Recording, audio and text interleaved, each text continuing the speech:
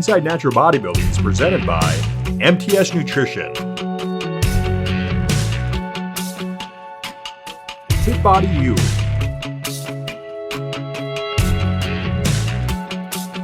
Chosen Athletic Apparel, and TigerFitness.com. Now here's your host, Mike Superhuman Neumann. I'll be introducing our guest in just a moment, but first, let's take a look at some of the newly crowned champions from the recent NAMBF Mr. Miss Minnesota. There were some good ones out there, but we're going to start with men's physique, where with Super Bowl champion wide receiver Greg Jennings making a stage debut and doing so in dominant fashion. No stranger to the spotlight, Greg looked poised and confident, displaying a well-rounded, complete package on his way to victory. Rumor has it that he is looking to make his pro debut at the upcoming Minnesota Mayhem in October, with his sights set on the pinnacle of our sport, the Natural Olympia in Las Vegas. Greg definitely has world-class potential, but it's going to be interesting to see how he lines up alongside some of the best physiques on the planet. In figure was Sheila Erickson, who stole the show, taking home victories in the novice as well as the open class before going on to the overall battle, earning an IPE pro card. Impressive. The newly crowned women's physique pro is Catherine Hoa. Prepped by Mikey Bjornsson, Catherine brought home victories in the women's physique in the novice, open, and masters 40-plus class. And in only the fourth show of her career, Jordan Speaks edges out 15 other girls in what was the largest, most competitive division of the entire show. Jordan will definitely make a huge impact in the pro ranks once she's ready to make that leap. Will we possibly see her in that pro lineup gunning for a $10,000 payday at the Mayhem? Time will tell. Moving on to the pro men's bodybuilding, Ryan Clark earned his top honors in his first showing since 2016. If Ryan Clark's on stage, that's the name to be on the lookout for right there. Our pro women's bodybuilding champion was Danita Noss, who is considered by many one of the top contenders of the IPE Worlds this year.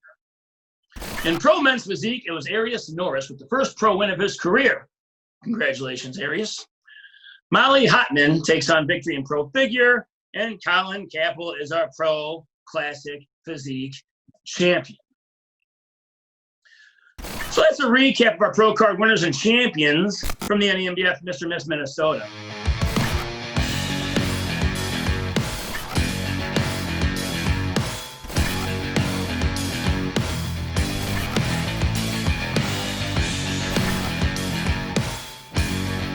Our guest today is none other than one of the top female bodybuilders on the planet. WNBF pro Kjersten Bakke is here today. In addition to being a pro bodybuilder, Kjersten is also a gym owner. She's an attorney. She's a wife. She's a mother. Plenty to talk about here. She's one of the top prep coaches in the entire Midwest. Kjersten, thank you so much for joining us. Hi, guys. Nice to see you. Good. So you got a lot of labels. But I like the attorney and gym owner. So do you still work as an attorney right now? Life has been different since COVID hit. And during our quarantine here in the state of Wisconsin, I would say most of my life shift to attorney. And now that we are back open, we actually have been completely slammed at our gym. So my life has taken yet another unexpected turn to being, I'm probably about 90% at my gym right now. An unexpected turn. Unforeseen circumstances is what they told us to look out for. And you're a gym owner too. I didn't know you were a gym owner. So working as an attorney and you're a gym owner. So how much do you actually manage the gym yourself, or do you give that to somebody else? No, I don't. My wife is also a professional female bodybuilder. Both of us started our lives in a large software company, and she spent 13 years there at an exec position.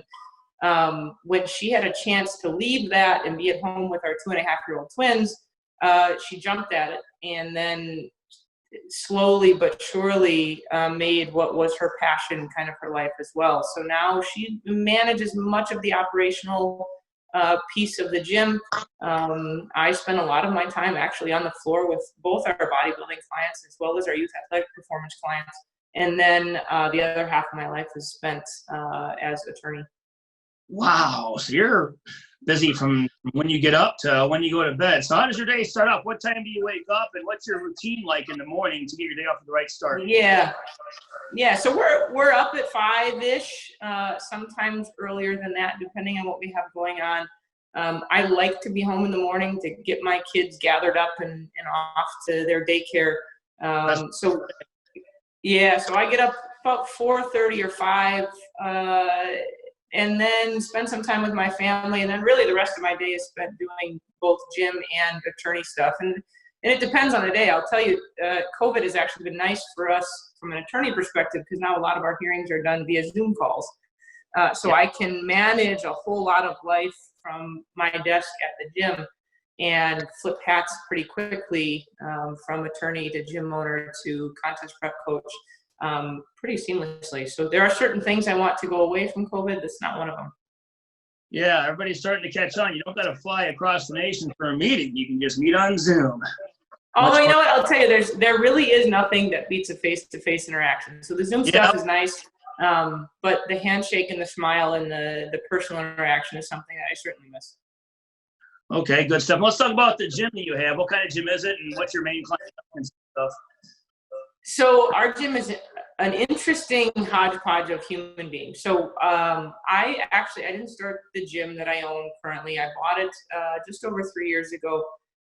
And it grew really out of our online business. We had a lot of folks who were doing contest preps or Gen Pop nutrition and training who wanted the hands-on experience as well.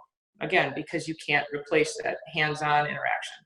So I started looking for a gym. My wife and I actually volunteered in South Africa for a month. On my way home, I got a call from my then business partner who said he found one.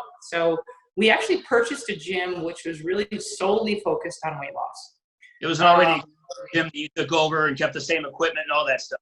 I kept some of the equipment, but it was like a burn boot camp. And nothing against burn boot camp, but you and I and the populace that we serve can't train there. Right. So I bought the gym. We've, in the last 3.5 years, probably added another $300,000 in equipment. We have about 20K on the way, and turned it into an athletic performance and bodybuilding gym. I played basketball, ran track at Wisconsin. My wife played basketball at Alaska. And obviously we have this bodybuilding population of folks that we serve. We kept some of the aspects of the gym that were there when we started. So for example, we have a boxing class that is focused solely on people with Parkinson's disease. It's called Rock Steady Boxing. It's a national franchise, but it is full of incredible human beings that face challenges that you and I will never really fully understand. And so on any given day, you can walk into our gym and have a small town football team training with 30 guys. In the next hour, you will see 30 female basketball players or volleyball players. In the hour following that, I have my youth group. And then in the hour following that, I have 30 people of a variety of ages, from their mid-30s to their early 80s, with Parkinson's disease, boxing with one of our coaches. So, and then the hour after that, I have one of our pro natural bodybuilders walk in. So the interesting thing for us is, one, obviously a variety of challenges with that population. But two, I think everyone walks into that gym understanding that everyone that sets foot there is facing a unique and different challenge. Yeah. And they somehow, in a really cool way, find a way to respect each other, support each other, encourage each other. And, as much as we are different, we are very much the same. So I think we have created an environment for kids in particular to step into a very adult situation in a lot of ways, face challenges, overcome challenges, and then move on with life. And if we can do anything in our gym, it's help people understand that the things that they go through day to day in our physical space are the things that, transfer over into a lot of life in general, both academically and professionally and personally and otherwise. So. Well, you're creating that culture there, and that's why things are the way they are and how people interact and get along with one another. And I would imagine they're all coming from the local community, huh? They're not traveling to get to you. You find all these different types of people with different goals and mindsets, and they all sound determined. They're all getting come in from the same area, all right? Yeah. I mean, that said, we do have, I just had clients come in from Texas. I have a client who comes in once a month from the Dakotas. So they are from the local community, but I have clients who drive an hour a day, 3 times, 4 times a week to show up at our gym. So interaction. Yeah, it's an interesting space in that it creates a community that when I set out to do this, I never fully expected. I thought we would have a gym and we would serve some youth athletes and we would have some bodybuilders and that would be it. And somehow we've created a space that draws a lot of other people from a lot of other communities into what we're doing and our mission and kind of how we go about our day-to-day work. You're drawing people in. Well, it sounds like you have your niche. Most fitness centers don't have niches. Most fitness centers are building still the gym equipment, and the staff doesn't get really the members unless they buy additional personal training. You don't have that camaraderie there. There's very few gyms like that, but it sounds like you're setting one up for yourself. Do you guys have a Facebook page? What's that? Facebook page for your facility. We do, right? Yep. Bakke Athletics is our Facebook page, so you can check us out there. We spend a lot of time on social media, kind of helping the broader community understand what we're doing day to day. So check us out there, watch for pictures, watch for communications about stuff we have going on. Okay. And you're an attorney, so where'd you go to college at? I went to Wisconsin for undergrad. I have a neuroscience degree from undergrad, and then I went to Wisconsin Law. Okay. And you took the Wisconsin bar exam, I would presume, and passed that your first time out? I did. I'm also, so I started my career as a patent attorney, doing patent and trademark litigations, and spent, a year and a half doing that before deciding to make the jump to buy the gym that I currently own and then practice independently. So now my practice is focused on small business law, so the things that we go through as business owners. And then trust and estate work, so where large estates interact with that, right? I mean, if I died tomorrow, my family would have 3 businesses or 3 separate entities that they would have to deal with, as well as a relatively large estate and all the things that go with having minor children, etc. So it was a natural fit for me. It's what I live day to day. It's what many of my clients live every single day, and it was a really nice fit, and there was a really good synergy. Wow. So before we go on to some bodybuilding talk, what were your study habits like? When you're going to the bar exam, serious stuff. Let's talk about your study habits, and because that takes a disciplined mindset, something like that. And you must have been dedicated, committed. So let's talk about some of your study habits and some of the viewers can benefit from to get if they got something tough coming up. Yeah, I'll tell you what, when I was young, I hated school. I was bored. I was not interested. I didn't see the value in it. It took until probably my freshman or sophomore year of college where I really enjoyed my education. I really enjoyed school. What do you think happened to make you enjoy it? I don't know. It was finally hard, I think. I was fortunate, and I was one of those people that tested well. So I didn't have to spend a lot of time in the books. Yeah, I didn't have to spend a lot of time in the books, and I always somehow passed exams. You right? comprehend? I tested well in my ACT. I tested well in my LSAT. I actually took my MCAT, and I tested well in that. I picked things up relatively quickly, and I wasn't bored. So fast forward to my last 2 years of undergrad and then law school. I was fiercely competitive, and I think that led me to a place where I was committed to studying. Now, that said, I also won my first pro card my second year of law school. So in the midst of my 2L year, which everyone who's gone to law school will tell you, you're worked to death, which is true, I found a way to do all of it. And I actually think bodybuilding helped me prepare myself mentally and otherwise for a really demanding year. Yeah. And so, that really colors how we go about our business on the contest prep side. Like, for the most part, in natural bodybuilding, people aren't making a career out of being on stage, right? People are making a career somewhere else, and still need to be highly competitive.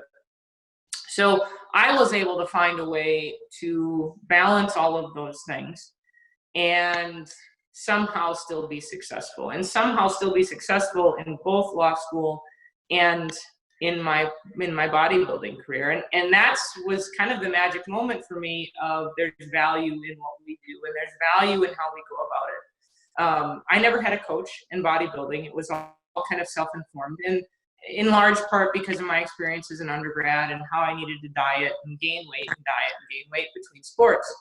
But much of my adult life was spent kind of being in control of multiple facets at all times, making sure I was physically healthy, making sure I was mentally healthy, and making sure my career was moving in the right trajectory. So we help our clients based on our personal, and I say we because my wife does the same.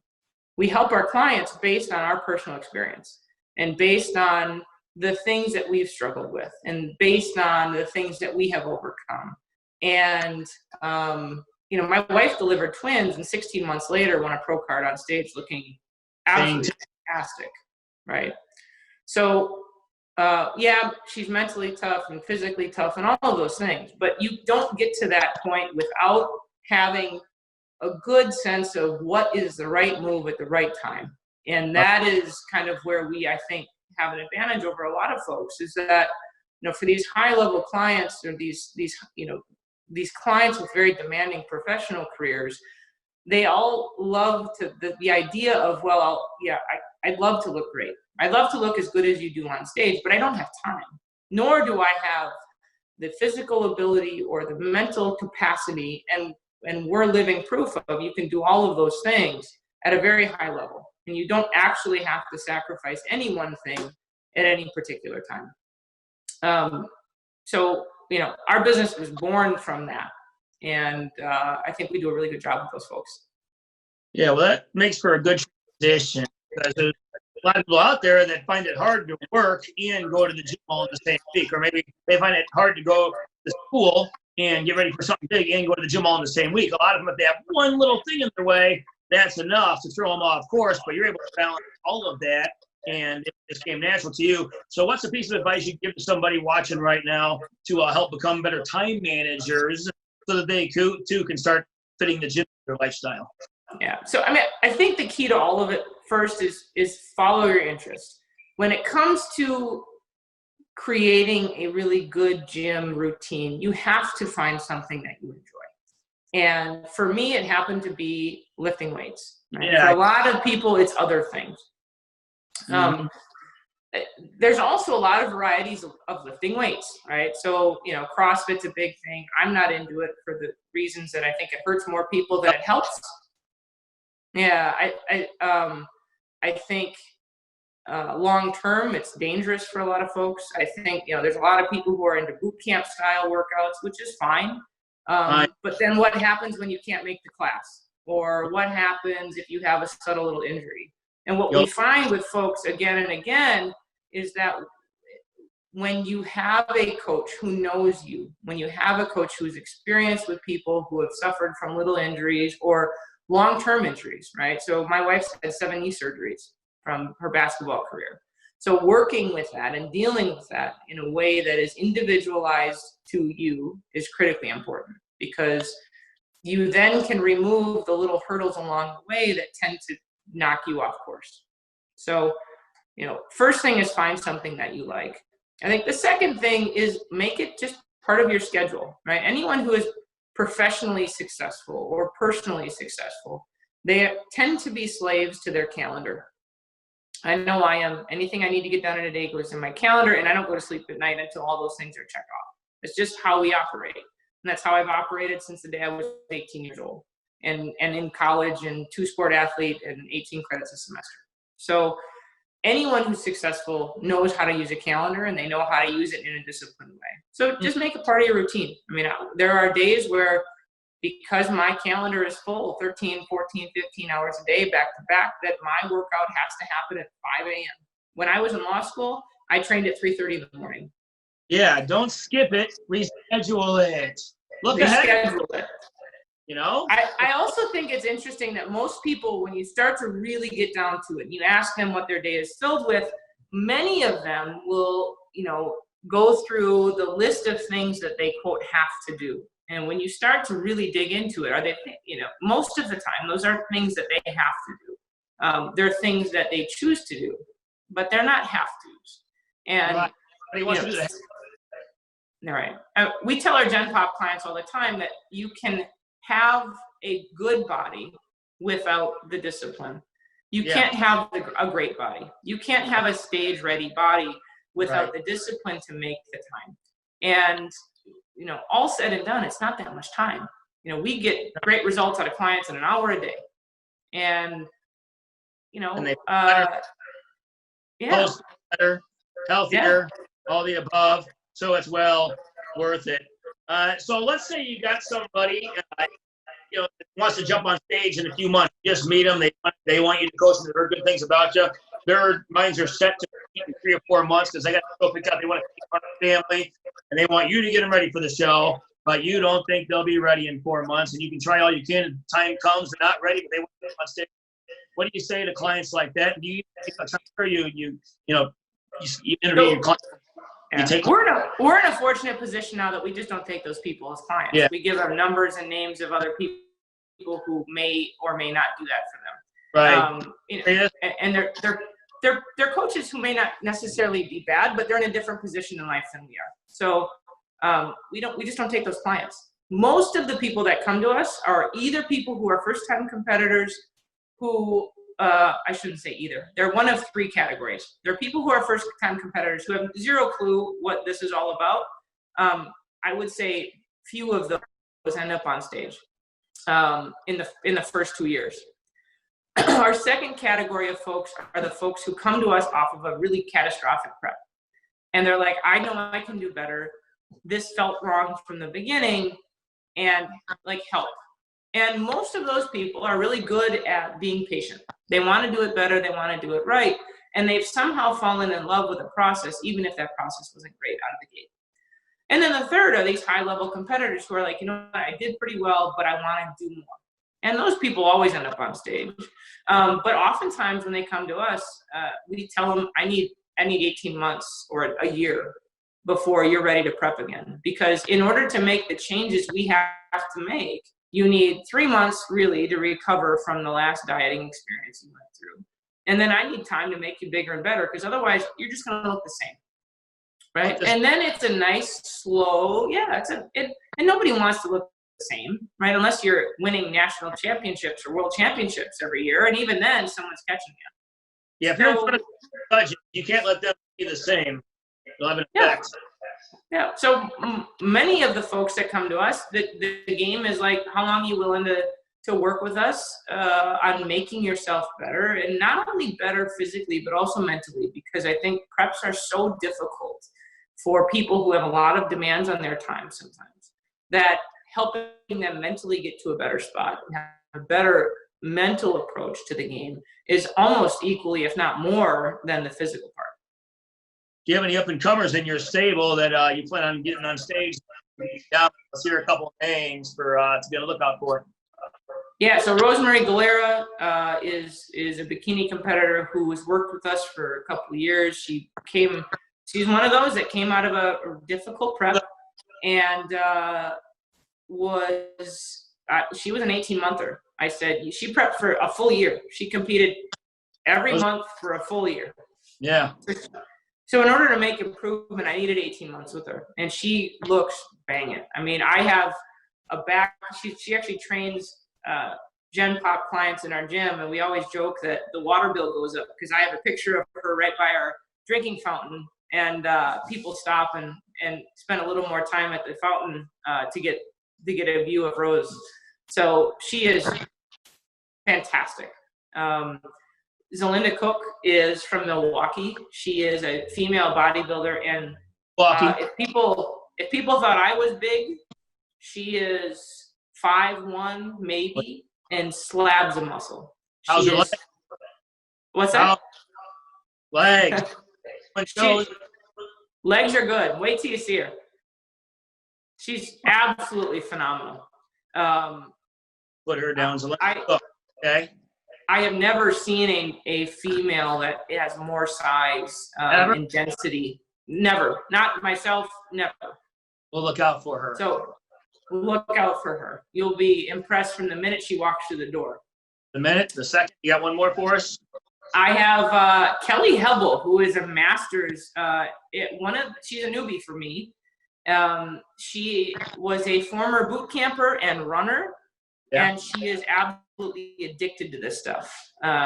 2 young kids at 52 years old, manages life like a pro, doesn't bat an eye when we ask for her to do more or less. She just follows the plan, and she's absolutely one of my favorite clients on the bodybuilding side right now. She just handles it. So. Okay. Good stuff. Well, let's talk about your background. For those who don't know, let's talk about the show you won your pro card with and your career since you turned pro, how that's been. Yeah, so I won my pro card in 2014. It would have been spring of 2014 here in Madison. On my first shot out, it was in the spring of 2014. It was actually between law school finals. So it was a Saturday. I had a law school final on that Thursday, and then another one. For those of you who are familiar, law school, they just run 7 days. So you can have a final on a Sunday. I had a final on a Sunday, and in law school, your entire grade is based off of one exam. Okay. So I competed Saturday. I studied in the back while I was in between prejudging and finals for a con law class, nonetheless, and won my pro card really unexpectedly. I kind of did it. I did the show as a way to focus my attention and hone my skills, and turns out it went pretty well. So then I competed, won again. I shouldn't say that. I took time off to recover, get a little bit bigger, and then won my first pro show in. So I won my pro card out of the gate. Won my first pro show ever in New Haven, Connecticut, the fall of the next year. And then finished top 8 in WNBF Worlds in November of that same year. And then kind of went on to serial compete. I mean, I was actually, despite everyone's insistency that you can't grow through a calorie-restricted diet, I actually grew. And I think my genetic potential is pretty good. But I grew from 2014 through probably 2016 before I had to take a break, and my body just wasn't giving it up anymore. And won a series of, I think, eight pro shows in that stretch. WNBF side, DFAC side. Woo, okay. Yeah. And then I took a pretty long break. The plan was to always compete again in 2016 Worlds, but I ruptured my right Achilles that probably, I don't know, spring of that year, maybe summer of that year. And that obviously changed course for me. So took time off, recovered from that, got all the way up to 205, and intentionally to try and put some more size down and look different, and started my cut 2 weeks before my now 2.5-year-old twins were delivered prematurely. So I started my cut 2 weeks prior, then spent 15 days in the NICU with my daughter, who was being a bit stubborn. And I took a year cut, basically. My kids were born in December, and then I was on stage again for World Championships in the fall of 2019, and took 8th again, which I was soft, there's no doubt. But at the end, I was not sleeping. I mean, you've got twin infants. I was not sleeping. Our businesses were growing. Steph had left Epic and was spending time, at home. Life was just very different than what it was before. So, Evelyn twins in that mix too. What were the biggest have they been? Because that's pretty good. So the biggest challenges of raising them together. Let's talk about that. How for you? They keep you. Are they totally opposite? Are they about the same? How's that? They're completely different personalities, which is good. Our son actually ate what was reported to us as a caterpillar yesterday on the playground, but I think it was about a centipede. And I think his sister actually gave it to him to eat. So she's kind of the control. Yeah, she's the dominant type A of the group, and he's our class clown. So we're screwed. And so one slept through the night, one didn't sleep through the night, I'm sure, right? Yeah, the sleep schedules are always different. Nap schedules were always different. Eating patterns are different. You can't, they always say you can't expect, like you can't plan for kids, and you can't, because every plan that you've ever made gets thrown out the window and then they're here, you know? Yeah. What about, are they picky eaters, and how do you guys go about that with you guys? Our daughter eats whatever we eat, and our son eats, I don't know, centipedes or whatever the hell he ate on the playground the other day. So now he's a crunchy food guy. So he likes cereal, he likes crackers, he likes that stuff. But he will eat yogurt. We sneak it in. We make it work. Parents that don't know how to teach their kids eating habits, but you don't want to fry them either. You know, I was thought like with those stuff, I would never have chicken and fries. It was always chicken nuggets or fries from Wendy's. I figure I learned the hamburger, but protein at least. You can't just have all fried stuff. You know, today now she's 10, and she's she'll eat healthy foods, and now she won't eat fries. No. Yeah. So it's always hamburger or fries. So the nice thing, I mean, you know, we're able to stir in some unflavored protein powder into our son's milk and do stuff like that. So he's getting everything he needs. Yeah, because you guys live in the lifestyles of pro bodybuilders, that's for sure. Let's talk about the women with weights. There's a lot of women out there that are. It's like they think they don't want to lift weights because they think they're going to turn into Miss Natural Olympia just like it's that easy. Like it's that easy. So I would, but I don't want to look like it's not going to be weights because I don't want to. It's like, what do you tell them to reduce their lifting weights? So honestly, we're at a point, I think early on, I had to convince women that lifting weights wouldn't make them bulky. Right. Now I just show them the pictures of the folks that are on our walls at the gym. So all of our pros have their own banner on the walls, and most of our pros actually train in our facility. And with rare exception, everyone looks up to them. They see them in their off season when they're a little softer. They see them dieting. They understand the process. We're very open and honest about, like, sometimes it sucks, right? Like sometimes this is really hard. But other times it's lovely. Like it is one of the neatest processes that they'll go through.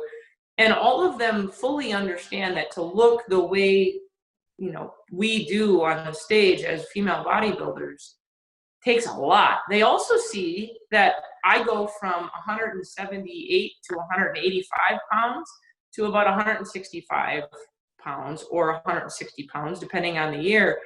And they see how much I shrink and how much smaller I get. So it's not just the pictures of us, you know, peaked and looking great. It is the complete transformation and the complete package. So we haven't had any issue with women in our gym learning to lift weights. I was a trainer at Valley Total Fitness back in the 90s, and back then women really shied away from weights, and I couldn't get my female clients to go heavier because that's what they thought they were. And you're right, it was a much bigger deal back then. The last couple of decades, a lot more caught on, sure, but there is a small group of women that, and I always like to get female bodybuilders on that small niche out there. But now I can't my stuff. I'm like going too heavy now. Needs to pull down and say no. It's heavy. You got to pull, right? So I'm pouring first. Yeah. I think the bigger problem for our females right now is just the confidence to get in the gym.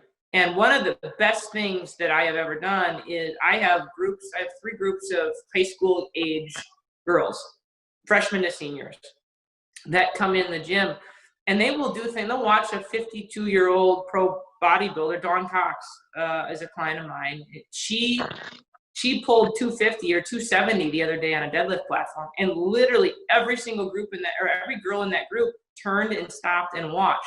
And Dawn got that thing up, and they all applauded. So these girls are no longer intimidated or scared.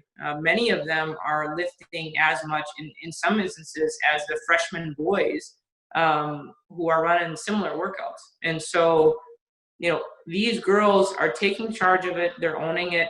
It helps to have two females who own the gym that they train in, because they feel like they belong. That's their space. So, we're skewed. Yeah, we're skewed a little bit because we have an environment that was created by women and is very supportive of that mission. Can't wait to get on your Facebook page and check that out.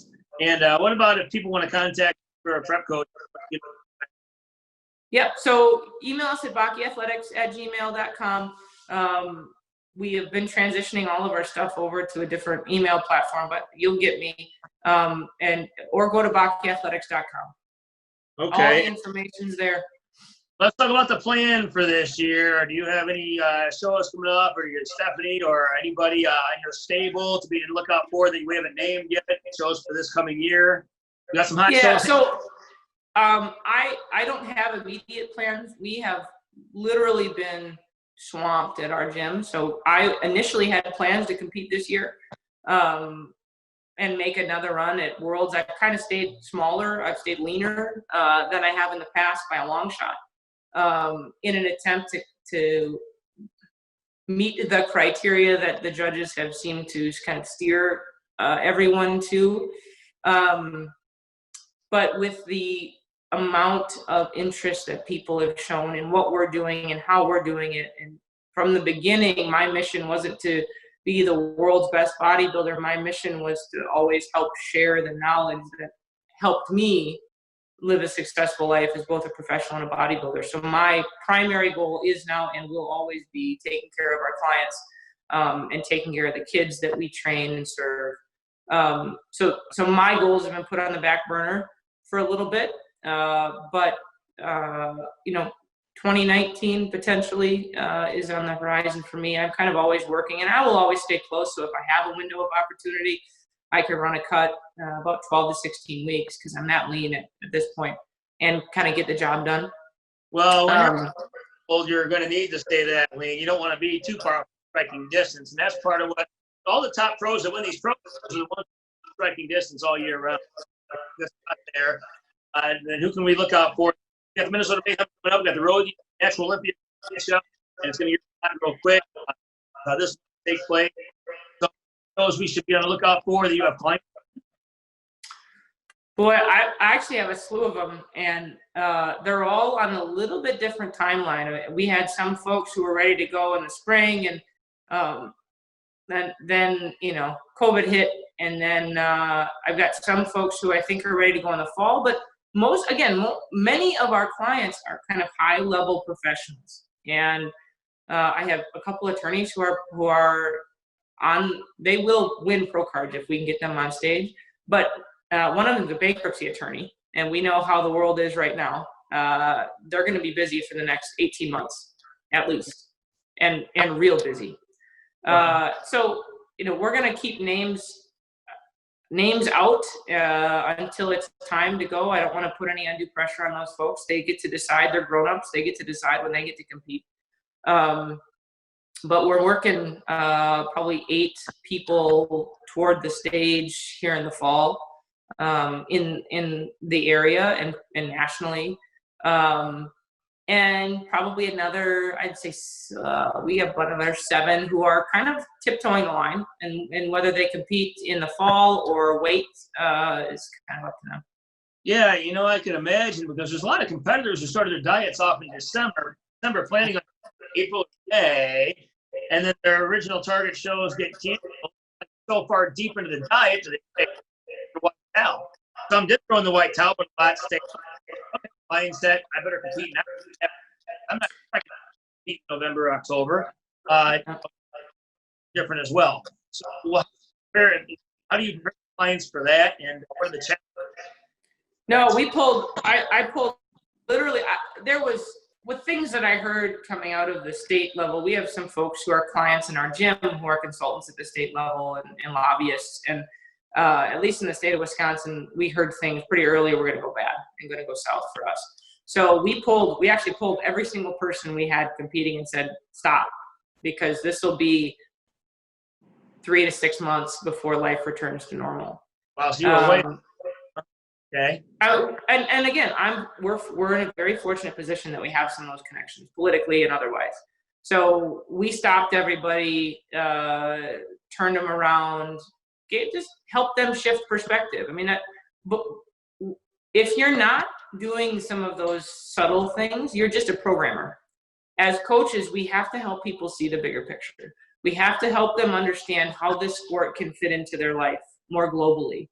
And if we don't do that, then I don't have any value anymore, because I guarantee you there's someone in the world that is as good a programmer as I am.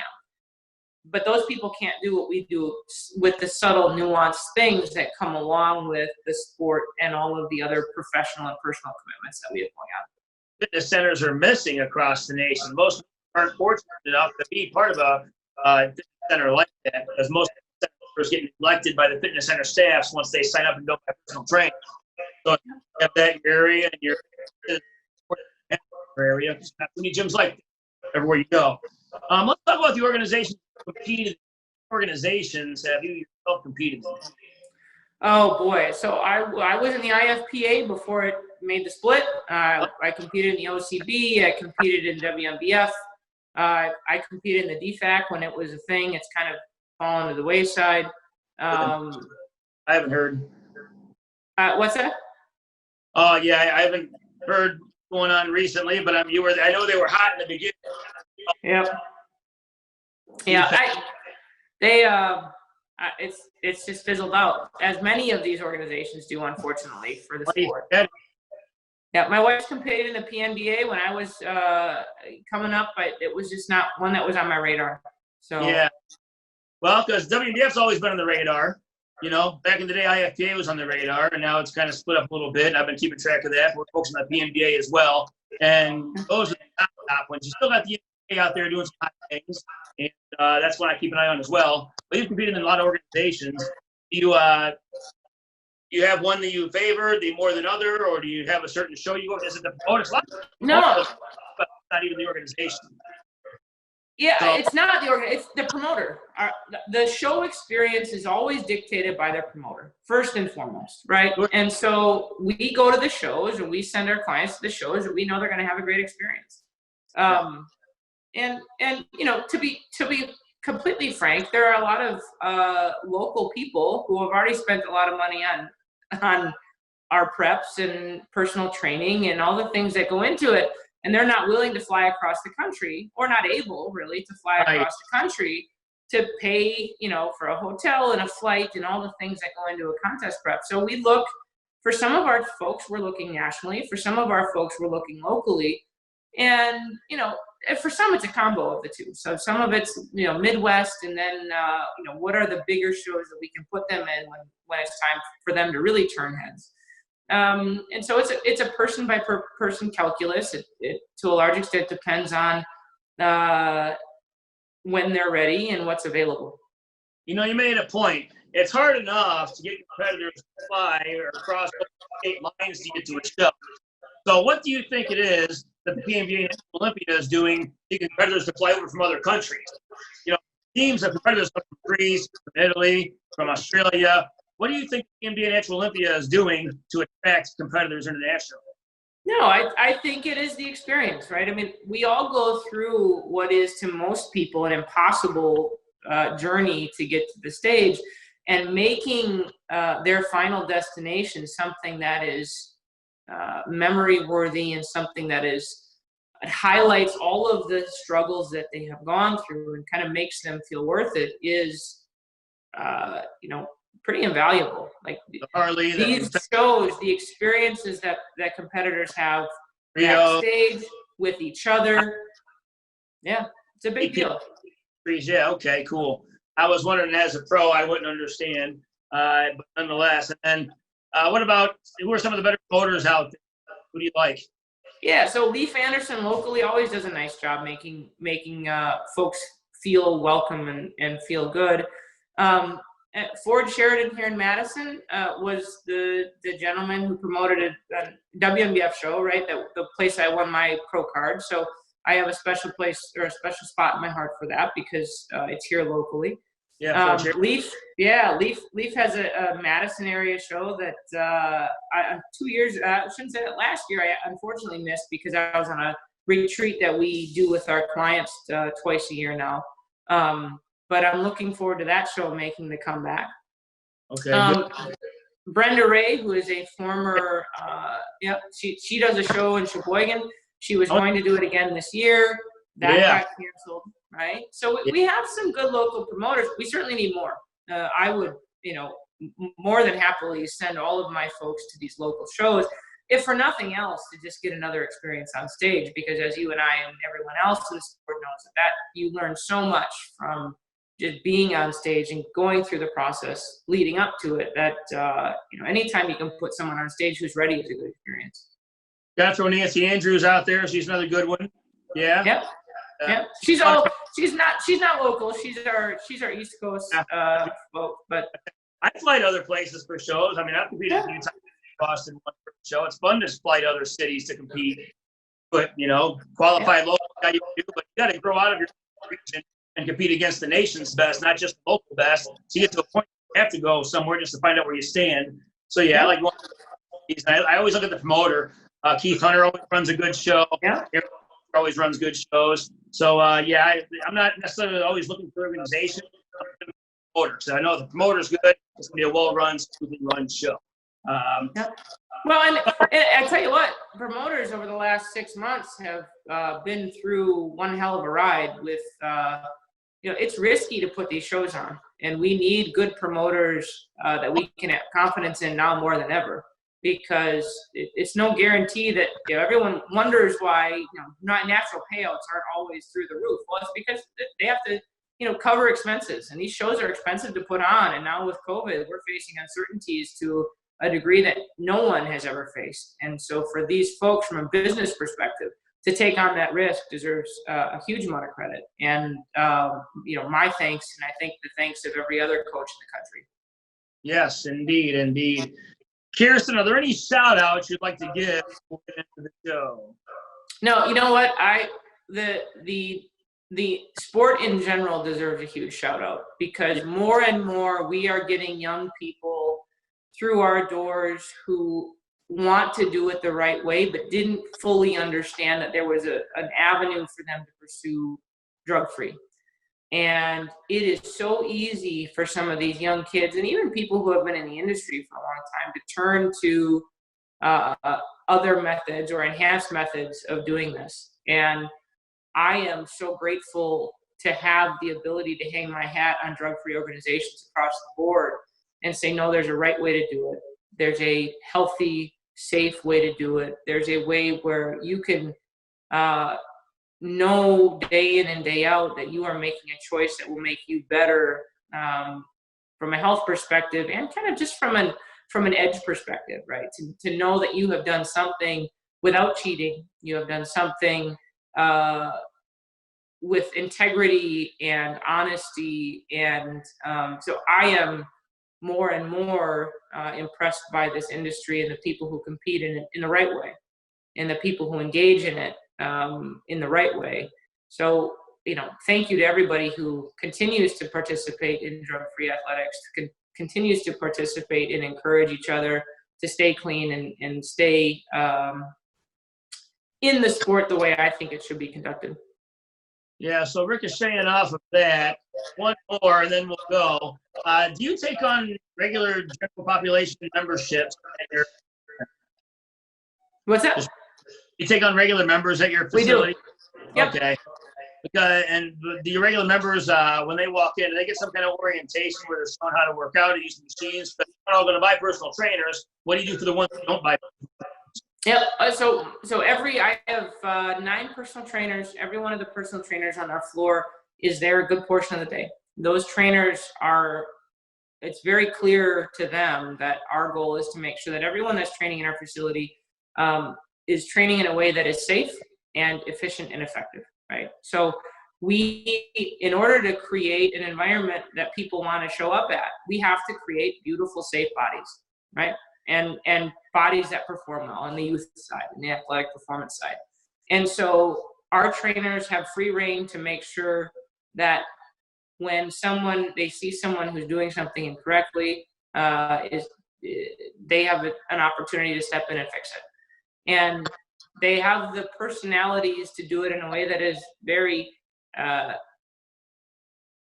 supportive and constructive. And every single one of my trainers I consider family. They're at my house on the weekends. They hang out with my kids. My kids are in the gym on the weekends with our clients. We have anybody and everybody that walks through our door understands that our mission, first and foremost, is to give them the best training experience that we can, and regardless of whether they're buying personal training. So our general members get the same instruction and the support from our training staff as the clients who pay for personal training. Well, I believe that's what most fitness centers lack. To me, that's the big fail in the fitness center industry, because at most fitness centers, members join, they don't get that personal touch, that personal attention. They generally sign up, then if they're not in a training program, they're on their own. There's the equipment. Look, thanks for joining. It's like, well, and you know, our mission started with providing a service, not providing a physical brick and mortar space. Right? We provided the service first. We saw the success that a good service and a quality experience could provide people, and the gym kind of grew from that. It wasn't the other way around. And so everything we do is colored by that beginning. It's colored by our foundation of doing things right, doing things efficiently, caring about people, making sure they're safe, and the rest of it takes care of itself.